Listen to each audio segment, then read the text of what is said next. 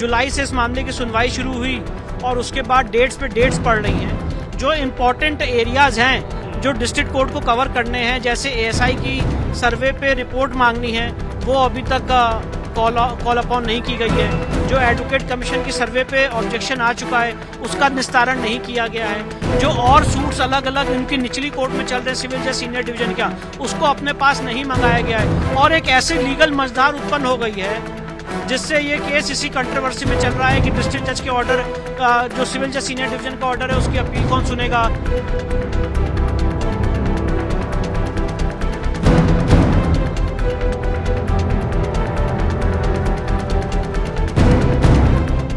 महिलाएं अपना कीमती समय निकाल करके और कोर्ट में आते हैं और जो जज साहब बैठे हैं तारीख पे तारीख दी जा रहे हैं। अगर ये ऐसी तारीख हम लोग को दिए जाएंगे तो हम लोग कोर्ट में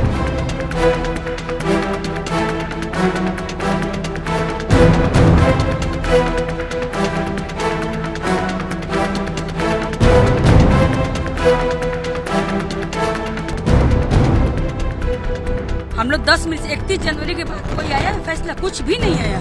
क्यों शनिवार को दे रहे हैं? महादेव का दिन सोमवार को तक आप सोमवार शनिवार से लग रहा है शनि भगवान बैठ गए हैं सिर पे।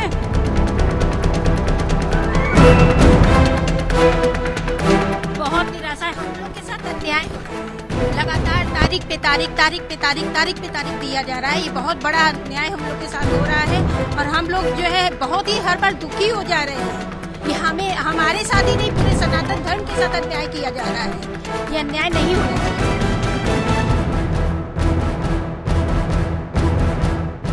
राम जन्मभूमि केस की तरह अब ज्ञानवापी केस की भी इलाहाबाद हाई कोर्ट में सुनवाई के लिए एक याचिका दाखिल की गई है। ये याचिका सुप्रीम कोर्ट में दाखिल की गई है। हालांकि अभी वाराणसी की डिस्ट्रिक्ट कोर्ट में इस पूरे मामले को लेकर बहस चल रही है। हालांकि पिछले 10 महीनों के दौरान जो ज्ञानवापी सिंगार गौरी केस है, उसका जो मूल वाद है, जो किस वाद बिंदु पर बहस होगी, ये अभी तय नहीं हो पाया। हमारे साथ बातचीत के लिए मौजूद हैं विष्णु शंकर जैन जी। डिले बहुत हो रहा है, तो क्या किस तरीके से राम जन्मभूमि केस में इलाहाबाद हाई कोर्ट में सुनवाई हुई, फिर डे बाय डे सुनवाई हुई, क्या जरूरत आन पड़ी है कि इस केस की भी सुनवाई उसी तरीके से की जाए? देखिए, मैं आपके सामने दुख व्यक्त करना चाहता हूं और मुझे उसमें कोई जिसे कहते हैं कोई हेजिटेशन नहीं है कि ये दुख है मुझे कि 31 जनवरी को जब ऑनरेबल डिस्ट्रिक्ट कोर्ट ने यहाँ पे पूजा का आदेश पारित किया था, उसके बाद काफी दिन तक यहाँ पे डिस्ट्रिक्ट जज साहब की नियुक्ति नहीं हुई एज डिस्ट्रिक्ट जज, क्योंकि सुप्रीम कोर्ट ने मैंडेट दे रखा है कि इसका ओरिजिनल ट्रायल डिस्ट्रिक्ट कोर्ट करे। तो इसका ओरिजिनल ट्रायल हो नहीं पाया क्योंकि कोई डिस्ट्रिक्ट जज साहब नियुक्ति नहीं हुए। जून में कोर्ट छुट्टी में चला गया। जुलाई से इस मामले की सुनवाई शुरू हुई और उसके बाद डेट्स पे डेट्स पड़ रही हैं।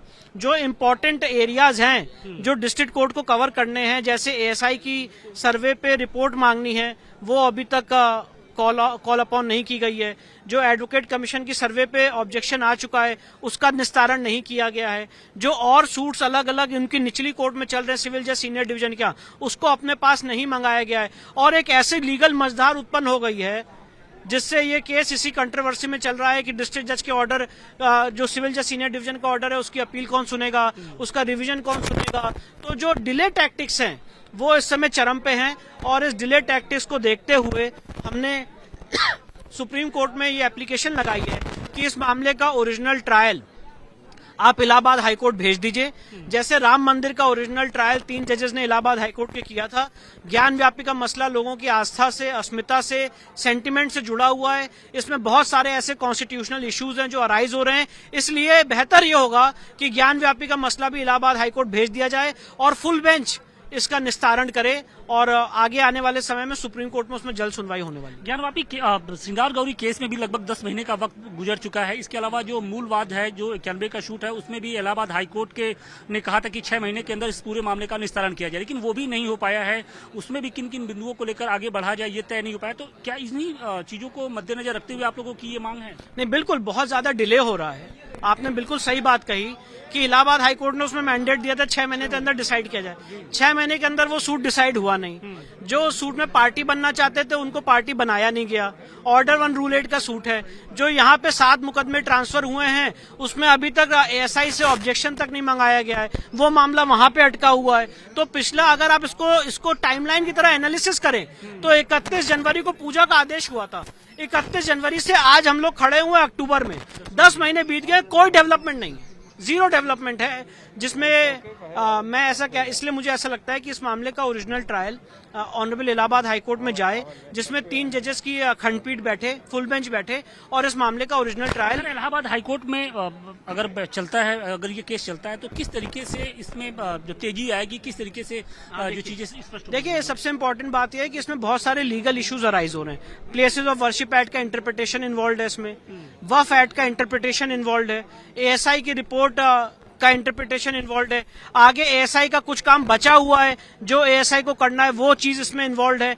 जब वाद बिंदु उसमें कोर्ट फ्रेम करती है, तो जैसे राम मंदिर में बहुत सारे वाद बिंदु तय किए गए थे, इसमें क्या क्या वाद बिंदु बने जिसपे कोर्ट अपना निस्तारण करे, निर्णय करे, एविडेंस आए, वो वाद बिंदु बनना बहुत जरूरी है।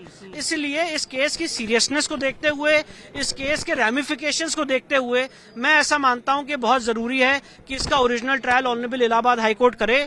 और मैं ये बात कहना चाहता हूं कि 20 मई 2022 को इस मामले की गंभीरता को समझते हुए सुप्रीम कोर्ट ने सिविल जज सीनियर डिवीजन के यहां से इस केस को ट्रांसफर किया था डिस्ट्रिक्ट जज के यहां कि उसका ओरिजिनल ट्रायल डिस्ट्रिक्ट जज करे। और आज ये मामला जो उसमें गंभीरता आती चली गई है, जो सीरियस इश्यूज आते चले गए हैं, जो तथ्य और एविडेंस आते चले गए हैं, इसलिए बहुत जरूरी हो गया है कि इसका ओरिजिनल ट्रायल इलाहाबाद हाईकोर्ट में। लक्ष्मी जी, क्या कहेंगी जिस तरीके से इस पूरे मामले को लेकर एक लेट लतीफी होती जा रही है, उसको लेकर आप क्या कहेंगी?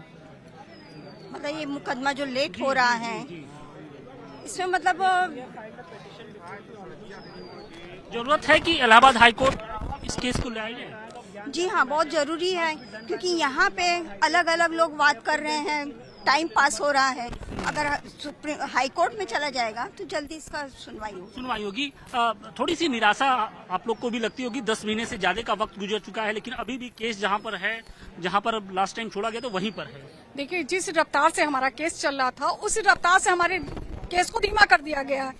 हम महिलाएं अपना कीमती समय निकाल करके और कोर्ट में आते हैं, और जो जज साहब बैठे हैं, तारीख पे तारीख दी जा रहे हैं।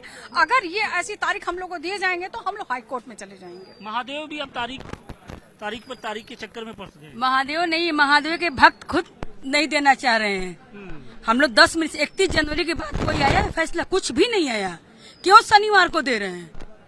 महादेव का दिन सोमवार को तक, अब से सोमवार शनिवार से लग रहा है शनि भगवान बैठ गए हैं सिर पे।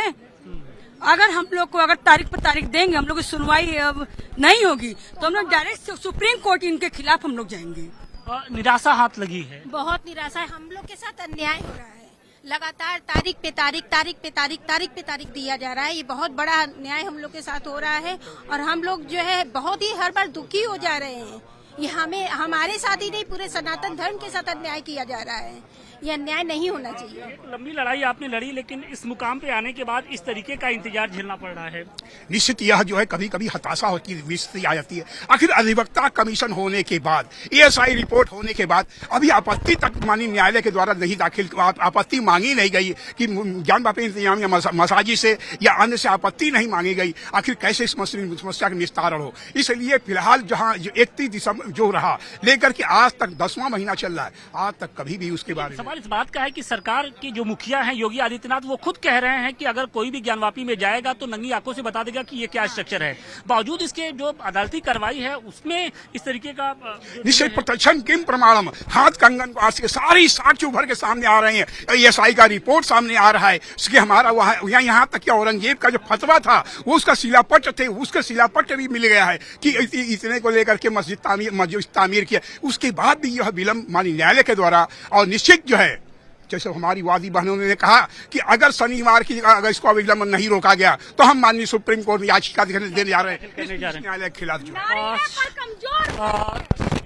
अब क्या वक्त आ गया कि जिस तरीके से राम जन्मभूमि केस में इलाहाबाद हाई कोर्ट में सुनवाई हुई, डे बाय डे सुनवाई हुई, उसी तरीके से ज्ञानवापी केस में भी उस दिशा में आगे बढ़ने की जरूरत पड़ी है। निश्चित यहाँ पर बहुत सारे निर्णय दाखिल किए जा रहे हैं।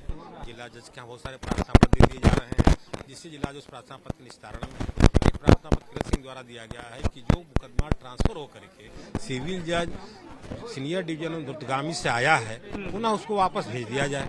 अब उस पर उन्होंने हाई कोर्ट में रिवीजन में गए थे, वहाँ रिवीजन की बात यहाँ नहीं बताए। अब उसके लिए हलफनामा देना करना, फिर वापस देना। एक ही जिला जज हैं, एक ही प्रार्थना पत्र तो सुन पाएंगे। तो ऐसे सारे बहुत सारे प्रार्थना पत्र आए दिन आ रहे हैं। वही प्रार्थना पत्र हैं कि रेख हटाया जाए, कहीं कुछ किया जाए। तो मूल बिंदु से हट करके बहुत सारे प्रार्थना पत्र जो जिला जज को निस्तारण कर रहे हैं। तो अगर हाई कोर्ट चला जाएगा और डे टू डे सुनवाई होगा और 3 जजेज होगा, जैसे राम मंदिर का हुआ, अयोध्या का, मथुरा का हो रहा है, तो बहुत अच्छा होगा, समय बचेगा। और एक जिला जज के आदेश के खिलाफ हम हाई कोर्ट जाएंगे, हाई कोर्ट के बाद सुप्रीम कोर्ट जाएंगे, एक स्टेप भी मेरा बचेगा, मेरा समस्या होगा। ठीक है, समय आ गया कि अब इलाहाबाद हाई कोर्ट का रुख करे तो ज्यादा बेहतर है, क्योंकि जो डिले टैक्टिस है कहीं ना कहीं वो है, और तारीख पे तारीख पड़ती जा रही है, मनोबल भी लोगों का डाउन होता जा रहा है। जबकि योगी जी खुद कह रहे हैं कि वहाँ पर क्या है, क्या चीजें हैं। देखिए, अब पूरा देश चाह रहा है कि जल्द से जल्द ये मामले का निस्तारण अपनी स्थिति में, फाइनल स्थिति में पहुंच जाए। उसके लिए अगर हाई कोर्ट चला जाए तो हमारा 2 स्टेज बचेगा। लोअर कोर्ट, डिस्ट्रिक्ट कोर्ट का जो समय नष्ट होगा ये बचेगा। सीधे हाई कोर्ट सुनेगा, हाई कोर्ट के बाद सीधे सुप्रीम कोर्ट फैसला देगा। तो हमारा जो ये 2 समय बचेगा, 2 स्टेजों का, जो हाई कोर्ट और ये डिस्ट्रिक्ट कोर्ट और लोअर कोर्ट का जो समय है, इसमें जो लगेगा, ये सारे समय बचेंगे और फुल बेंच सुने हाई कोर्ट का। राम मंदिर में भी हुआ, कृष्ण जन्मभूमि का भी मामला हाई कोर्ट ने अपने यहाँ तलब कर लिया है, सुनवाई कर रहा है, तो इसको भी कर लेगा तो समय बचेगा। और देश चाह रहा है कि जल्द से जल्द निर्णय हो, ये पूरा देश चाह रहा है। तो और हम लोग भी चाह रहे हैं कि जितनी तारीख पे तारीख पड़ते जा रहा है, 10 महीने बीत गए, सर्वे हुए, अभी तक जो है उस पर जो है ऑब्जेक्शन तक इशू नहीं किया है जो माननीय कोर्ट ने, इसलिए ये सारी चीजें बचेंगी।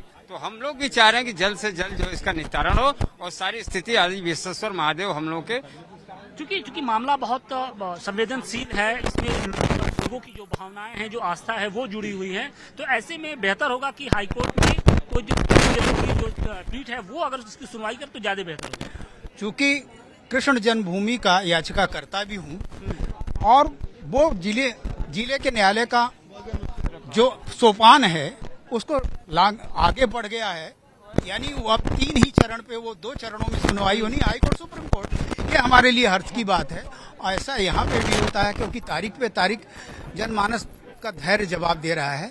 शीघ्र निस्तारण हो इस मामले का और लोगों को बाबा के मुक्ति का पर्व मनाने का अवसर मिले।